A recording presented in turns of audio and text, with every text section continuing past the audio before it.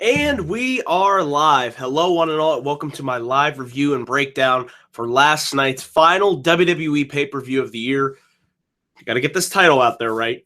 WWE Roadblock, End of the Line, which of course took place in my hometown of Pittsburgh, Pennsylvania at the PPG Paints Arena, the home of your reigning, defending, undisputed, four-time Stanley Cup champions of the world. So last night I was in attendance, of course, in section 110. I don't know if my sign happened to get on TV or not, but as you can see, I'm going to have to do an inverse to read what the sign says, but you can see my Make Raw Great Again sign, hashtag courtesy of the Solid Monster sound off, so shout out to him. That's where I got that from. But yeah, I had a good time overall going to the show, but the one thing that I did notice from being in attendance live at the pay-per-view was the fact that this pay-per-view did not sell out. I heard ticket sales did not do that well. And to me, I'm not really surprised. Just the overabundance, the oversaturation of pay-per-views. I mean, I talked to people that I knew that were fans of wrestling, mainly WWE, and really did not even care about this show going into it. So I felt, just having the two pay-per-views a month hurt it. And being in attendance live, I would say it was about between 9,000 to 10,000 people there because they had half of the upper section. And this is sad. This is a pay-per-view. Half of the upper section was tarped off. So I remember the days of when WWE would come and these pay-per-views would sell out. But I just feel now that you have two a month, which I feel they need to scale back on that and go back to the one a month pay-per-view. That would just help tremendously. Because honestly, when I went to this pay-per-view last night, it didn't feel to me like a pay-per-view. And by the way, I'm glad my sign is showing up. We're going to make Raw great again. We really want to make Raw the greatest show on television. But speaking of Raw, this pay-per-view honestly felt like Sunday Night Raw. It just did not have that special, I can't wait to go to this, really looking forward to it. I mean, there were some matches on this show that I was looking forward to. But guys, I mean, I just didn't care honestly that much, and I don't know. I just don't know what to say. I mean, if I didn't go to this show, honestly, I didn't feel like I missed anything. I mean, I paid a good amount of money for my tickets. So in a way, I was left disappointed because I was hoping for a better show.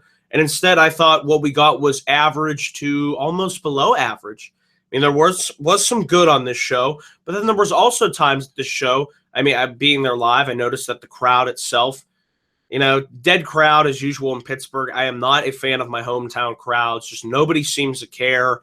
It's a bunch of little kids. It's boring. I'd honestly rather go to a New York crowd or hell, even a Philly crowd. They can be raucous, but at least they're raucous and boisterous. Pittsburgh crowds, they're just dead and boring. So that was what it was. But overall, I had a good time, but I don't know. Just left me feeling empty coming out of it. I just don't have that hook to want to tune in to watch Raw tonight. I mean, that's the most jarring thing coming out of this show. But to those of you that did watch the show on the pay-per-view, how did the crowd come across on the network? Because I'm sure it came across pretty flat. And what did you think of the show? So without further ado, let's talk about the show itself. Of course, I got there, rolled in around 7:30. Seats were in section 110. And by the way, I will be doing a day in the life video, having all the video footage that I shot and pictures and whatnot. So that will be posted on this channel later today. So be sure to look out for that. But the show opened up, the pre-show, with Rusev versus Big Cass. Enzo and Big Cass. Huge, monstrous reaction. Just great reaction, which you will see in the video footage that I shot. How you doing? SAWFT. The crowd was fully behind them. And they are certainly more deserving than, both guys are more deserving than what creative has for them right now. I mean, I feel Enzo and Cass should certainly be in the tag team championship scene. And I feel Rusev should be, he lost the United States Championship. But I feel if you build him up, as this dominant, unstoppable monster heel, like he was before he lost to Cena, he could be a viable challenger for that Universal Championship. I keep saying it, but obviously they have different plans for him. The match with Big Cass was nothing special. It's funny. The show really started with a disqualification, and it ended with a disqualification in the main event.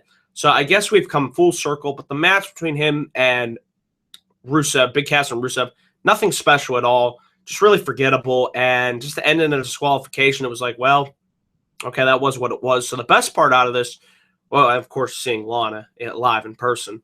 That's always awesome. But the best part was Enzo and Cass's entrance. I really could say nothing more about the match between Rusev and Big Cass. Tian Couponer, thanks for joining us. Let me know, guys, if you're watching in the live chat, your thoughts on Roadblock. Getting the perspective from the viewing audience at home and from those who were actually in attendance at the pay-per-view itself. So let's get into the actual card. The show opened up with the WWE Raw Tag Team Championship match, which I thought that was the match of the night. To me, this Raw Tag Team Championship match was the match of the night. The way that Sheamus and Cesaro took on the New Day, thought they told a good story in the ring. It was building, the one match that I actually felt the crowd was invested in was this Tag Team Championship match. And we were all, New Day got a great reaction, but, the crowd was really behind Cesaro. And it's funny, Vince says Cesaro can't connect, but I'm pretty sure that the fans in attendance at PPG Paints were cheering for Cesaro. So, Vince, I don't see your logic saying he can't connect, because he did connect. We all wanted to see him and Sheamus win the tag team championships because, like I said, going way back to when, New Day was holding those tag team championships, I saw that their record was going to be broken this past week. And then I saw the Roadblock show. So I thought they're going to have New Day break the record. They did that.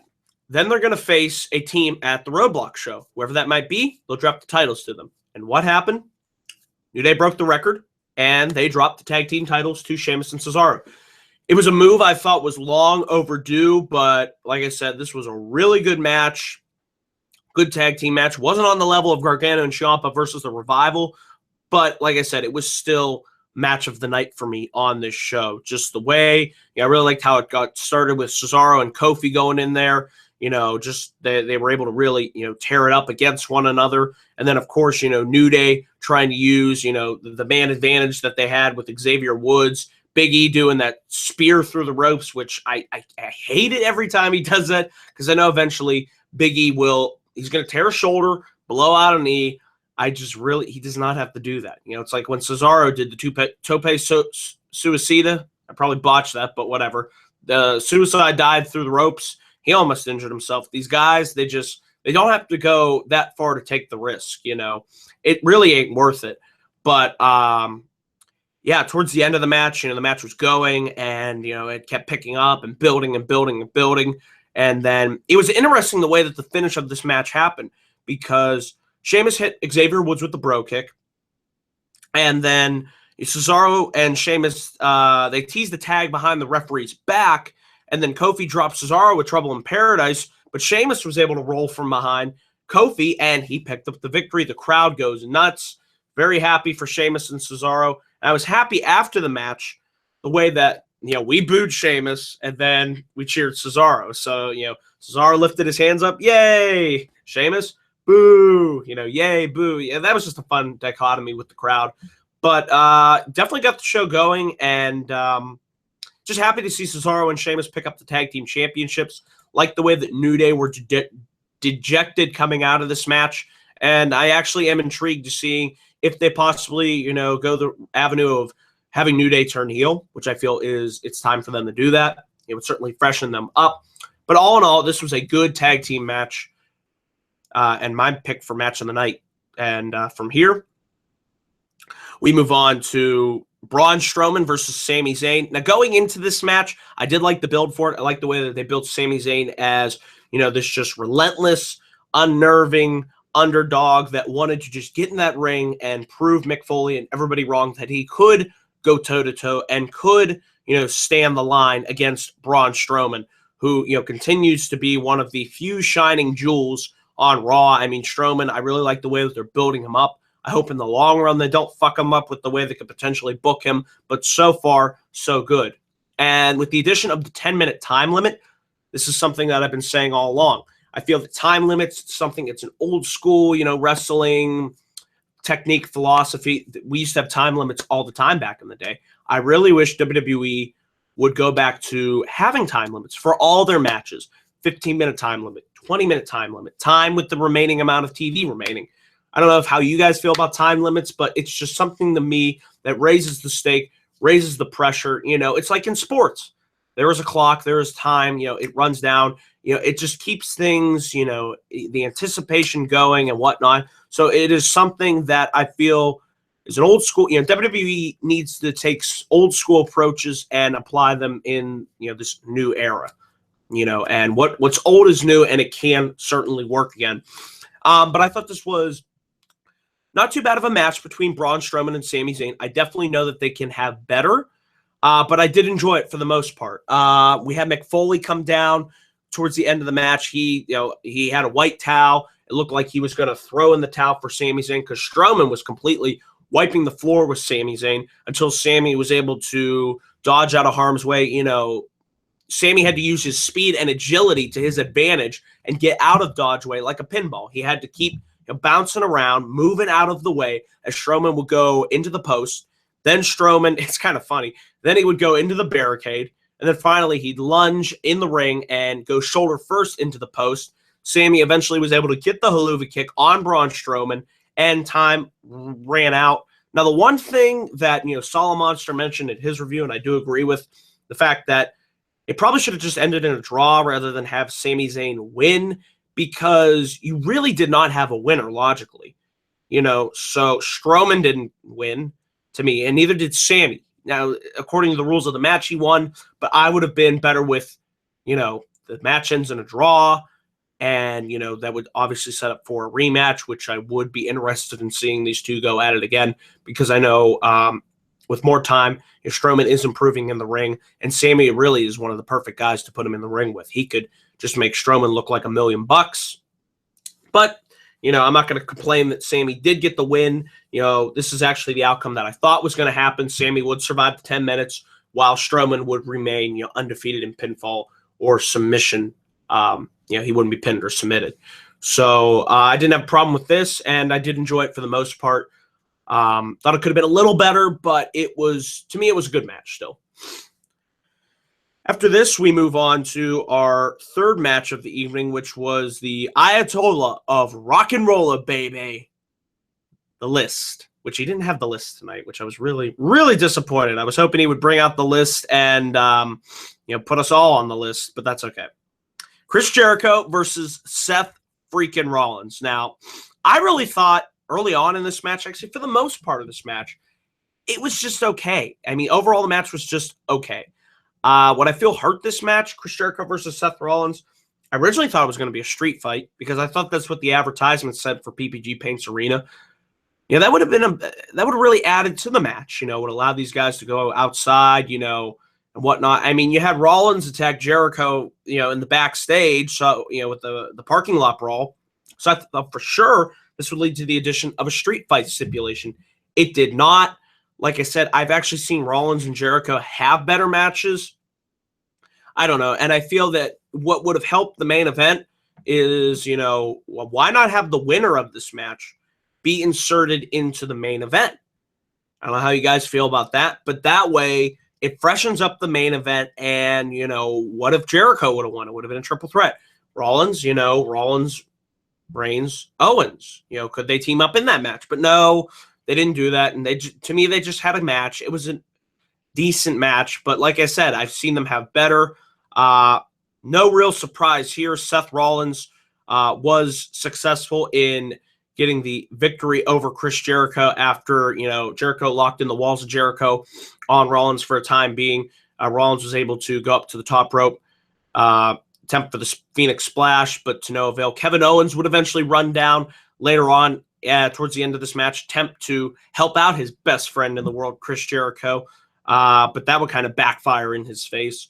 And then Rollins would eventually, he was able to counter and hit the pedigree for the win. So Seth Rollins, on his quest to eventually get to Triple H, he needs to go through Chris Jericho. He needs to go through Kevin Owens to get to Triple H. So I guess it does make sense for Seth Rollins to pick up the win here. I just felt there really needed to be more on the line and another stipulation in this match to make me care, because to me it was just a match between Rollins and Jericho, and like I said, I've seen them have better. So they were obviously teasing dissension between Owens and Jericho. Owens would go backstage later on, attempt to talk to Chris Jericho. He was at the door of Jericho. Man, you gotta open it up, man. So, but Jericho would not open up the door, So Owens was pretty much just talking to himself, I guess, in the backstage. So that was kind of funny. I got to talk about this fourth match. But before I do that, guys, watch this. Look here.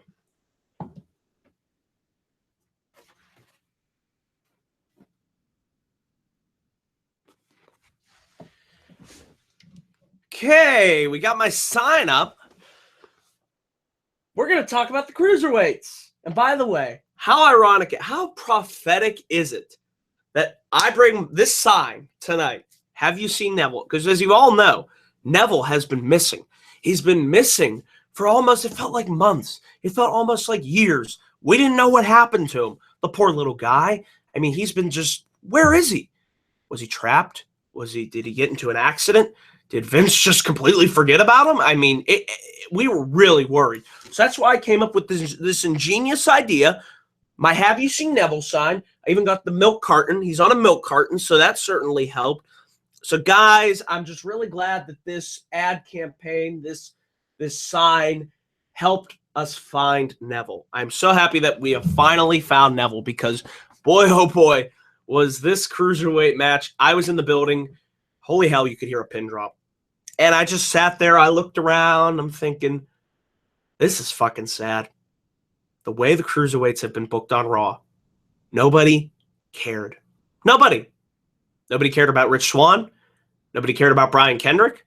Nobody cared about TJ Perkins. Nobody. And it's a shame.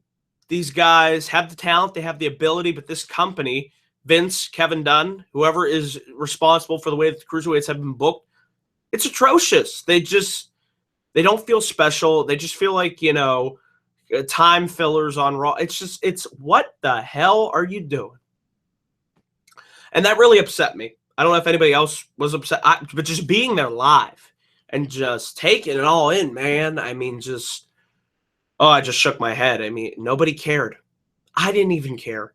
And the Cruiserweight Classic was one of my favorite shows to watch every single week. But guys, this Cruiserweight division is not working on Raw, and it upsets me. If you're gonna do this to them, don't even do the division. Just stop, because these guys, it's just not worth it. You're wasting their time. You're wasting our time. And I just wanted to get this mini rant off my chest. It just frustrates me. This company, I just don't get it. Raw should start. That's another thing. Has Raw ever, I don't mean like second segment, start with a Cruiserweight match? How hard is it to open up a Raw, a 3-hour show? They used to do it back in the day. They used to open up with matches. Why can't you open up with a wrestling match? Yeah, why can't you let Triple H run 205 live? I don't get it. No, Vince I got to be hands-on with it. I got to tone them down. See, they're small guys. We got to make everybody look and feel the same because that's what's best for business. Ha, ha, ha, ha. So, yeah, it's just sad with what the Cruiserweight... I mean, this match could have been really good if it opened up the show. But, of course, it didn't. Guys, how long was this match? I got to look this up. Let me look this up real quick. This is something that I was wondering, because it was over in a blink of an eye. 6 minutes. 6 minutes was this match. Just, I don't know. I don't know what to say about the Cruiserweights anymore, guys. It's just, it's frustrating and upsetting. But one thing that was not frustrating and upsetting was Neville. We found Neville. Like I said, Neville when he returned, I immediately held my sign up and I'm like, we found Neville. Neville is back. I flaunted that sign. I was just, I could not believe it. Go figure. Neville returned and he turned heel. And I'm like, holy shit. Neville turned heel. Just like, wow, I did not see that coming. First of all, he returned. I didn't see that happening. He returned in the Cruiserweight division like he should have been. And he took out Rich Swann and TJ Perkins. Awesome. Now, that is something I am interested to tune into tonight on Raw. And you know what? One of the sad things was when Neville attacked everybody, the crowd chanted, "Thank you, Neville." Thank you, Neville. They were actually happy that Neville took out the Cruiserweights. Dear God. It's just like the booking, or the lack thereof. I mean, it's just like, wow, that's... But I'm interested to see Neville as a heel. It's something we haven't seen before in WWE. And guys, I'm just happy we found him. I am just happy that we found Neville. And I agree, Cruiserweight should be on SmackDown, not Raw. But they're fucking idiots, so you know that won't happen. We then had what I was hoping would be the main event, and when I found out it wasn't the main event, I just rolled my eyes. I'm like, and my friend Mike, who you know is the Club of the Man 1993, he was upset. I was like, Mike, don't get your hopes up. It's going to be Reigns and Owens main eventing tonight. And I knew that was going to happen. I knew they weren't going to have Sasha and Charlotte go on last. Again, you know, why do that on a throwaway show like Roadblock? You know, wouldn't hurt. Would have been more invested with the crowd, but whatever. So, the 30-minute Iron Man match between Charlotte and Sasha Banks. There were several moments in this match when Sasha went into the steel steps. I was really worried for her because it sounded like she hit hard. I mean, Sasha ain't that heavy of a girl. I think she's only a $195, if that. So we know she's been injury prone in the past. But I thought the match between her and Charlotte was good. I thought it started off slow, but it eventually picked up, you know, towards the end. You know, they traded falls. It was eventually Charlotte got the first fall on Sasha Banks after she was able to get the pinfall right there. She eventually sent Sasha crashing into the steel ring steps, and then Sasha was able to Charlotte planted Sasha with natural selection off the top rope for the first pinfall. So Charlotte went up, excuse me. Eventually, Sasha was able to get Charlotte in the bank statement and make Charlotte tap out. So we were tied up at one fall apiece. Clock's ticking by. We're going.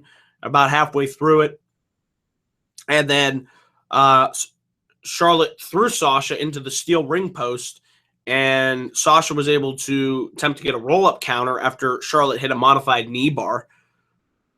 Charlotte was able to transition into the figure 4 leg lock, and Sasha reversed the hold, and eventually Sasha tapped out as the time was coming down to it was like 3, 2, 1. So Sasha tapped out. I actually missed a fall in here. Excuse me. I got to go back. So it was two falls apiece. Somewhere in there I missed the fall. But here it is. Sasha got a roll through. Here we go. On Charlotte to get her first fall. Then Sasha got Charlotte to tap out in the bank statement. There's where Sasha goes up 2-1. Then towards the end of the match, okay, now I got my match order right. Apologize for that. Then Charlotte locks in the figure 4, gets it in the bridge. And what I really didn't like about this, and Solid Monster mentioned, you know, Sasha couldn't have held on for 3 more seconds. I mean, you're looking right at the clock. It's like, I mean, to me, that looked kind of lame and hokey. I mean, it's just like 3 more seconds, really? I mean, just, you know, and the blood that was coming down from Sasha, that was a nice image. I like seeing that. It was unintentional, but hey, shit happens. I'm glad they didn't stop the match. So it was announced that we go to overtime. I saw this happening. And, you know, time expires. Eventually, you know, they have some more counters and a couple of near falls.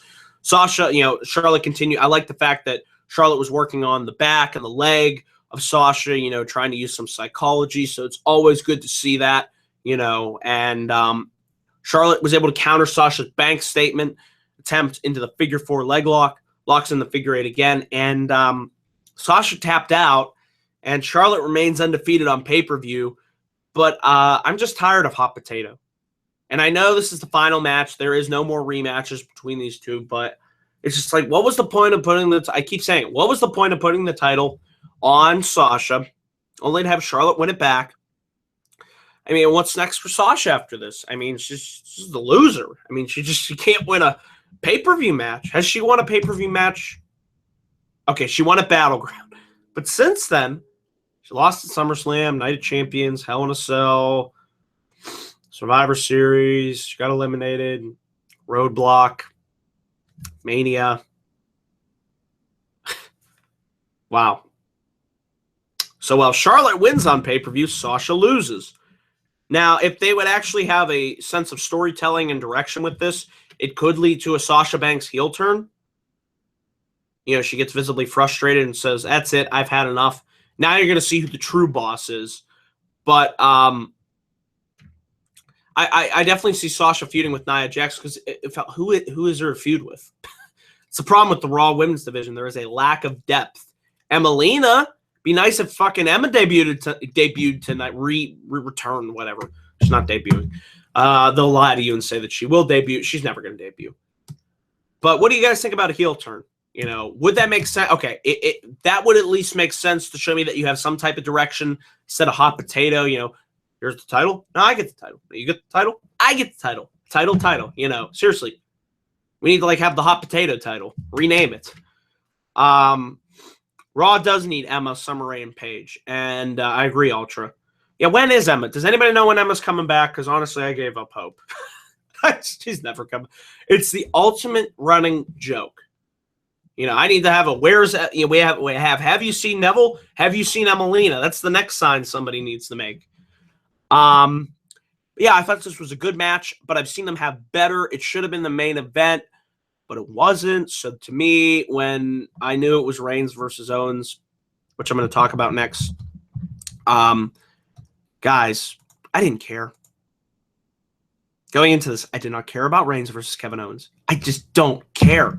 It's nothing against either guy. I want to like Roman Reigns. If he had the proper booking, if he didn't say suffering succotash and Jack and the Beanstalk and wasn't a corny, you know, toned down, overly scripted, they won't let him go off the cuff and just be himself. It's sad. And Kevin Owens, they don't book him like, you know, a strong, vicious, mean, ruthless, arrogant son of a bitch heel that he should be, like he was on NXT.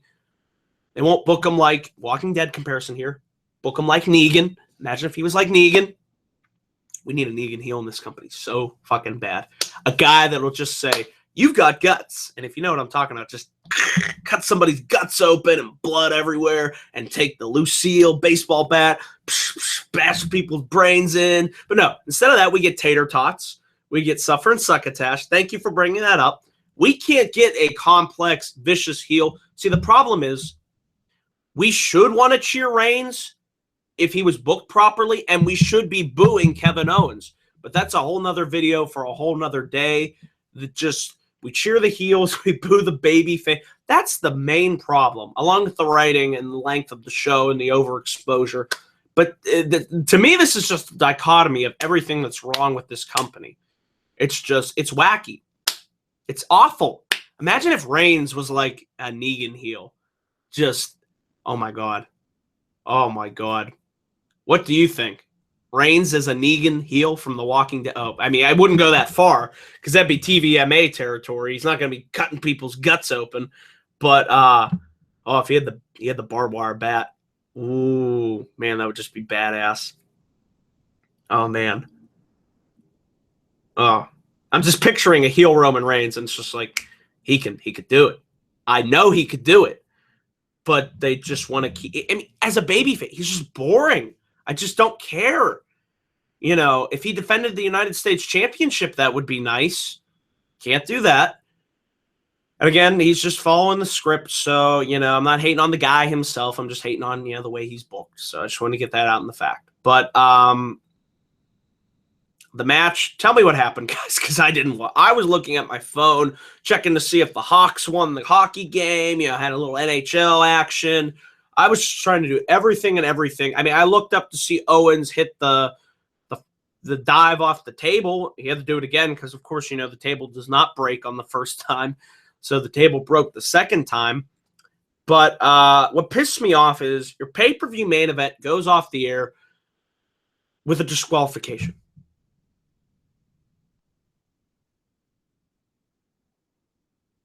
That's all I have to say. Disqualification. Really? Couldn't have Owens win by at least cheating? Disqualification. What a way to make your champ look just lame and a loser and just who cares? It's just I didn't care. And I will have the audio. How was the audio for Reigns' entrance? Because I heard a good amount of boos. And of course, that probably didn't come across on the network, because you can't just let it play out naturally. It's just he got a loud Roman sucks chance. It was just, hey, you got your new John Cena. Half of them love him, half of them hate him. Whatever. You can't make him the next Roman Reigns, the next, be himself. You have to, whatever. But Jericho interfered. Of course, it was all set up to keep the title on Owens, but it was just like, that's how you're going to end the match, your main event. It felt like an ending to Raw. And it was lackluster, and okay, Owens and Jericho, I guess, are still friends. Afterwards, Rollins and Reigns attack them, powerbomb Jericho through the announce table, and powerbomb Owens through the announce table on the stage. That's it. That's how we go off the air. Exciting. I know. I'm very riveted to talk about that. What a hook for Raw tonight. Oh, you got to love it because you got to give them a hook or else they're not going to care. To me, the hook, I don't care. But I do care enough to tune in to see what they're going to do with Cesaro and Sheamus. I like them as tag champs. Neville returning as a heel. Okay. Sami Zayn and Braun Strowman. I'm interested to see where they go with that. The women, how they sort that. I hope it infuses new life into the Raw women's division. But to me, this was a C show, guys. C show. So that's my thoughts on Roadblock. Should I have went, looking back on it? Probably not. I could have skipped going because save my money. But I wanted to go and have a good time, and I guess I did. It left me feeling empty. So, yeah. So, I think going forward, guys, this is a new thing. For my Raw reviews, what do you think about me having this up for every live Raw review? Ain't that great? We're going to have till they make Raw great again. I'm going to put that sign up for every single Raw-related review. So I just want to let you guys know going forward, this little bad boy will be up here. So enjoy the sign. I hope you guys enjoyed this review. I enjoyed having you in the live chat. Like I said, tonight I will be back up here for my live Raw review, breaking down all the fallout from the post-Roadblock show. Tomorrow night, SmackDown review. And then Wednesday. Oh, you better get ready. Mark your calendars. Tentatively scheduled for 6 p.m. The Grand Extravaganza, the second annual Geyser WWE Year in Review Awards video. We're going to be breaking down the entire 2016 year. We have 17 categories in total, the same ones from last year. Those categories will be in the description box down below. You guys can come join us for the live video on Google, here on YouTube, and, make your own picks. It's open-ended. It's, everything from the main roster to NXT is going to be included. So I can't wait to break it down. We will have special guest BSP Wrestling Show, Nerd Coalition, and my good friend Mike. So I can't wait for that. It's always a treat. Last year was really good, even though last year wasn't good for wrestling. I felt this year we have a lot more, good stuff to talk about. So it'll be a good conversation. So that is this Wednesday, before the Christmas holidays. So that's it, guys. Be on the lookout for my year in review awards video. So that is it, guys, for this live Roadblock review. I want to say thank you all for tuning in. Remember, live Raw review tonight. Also, Roadblock day in the life video. I will be working on editing that today. Will be up later on this afternoon. So be on the lookout for that. So that is it, guys, for my live review. Thank you all for tuning in. Remember to please click the like and subscribe button for more video content coming soon to this channel. And I will see you guys later on tonight. Till then, guys, take care.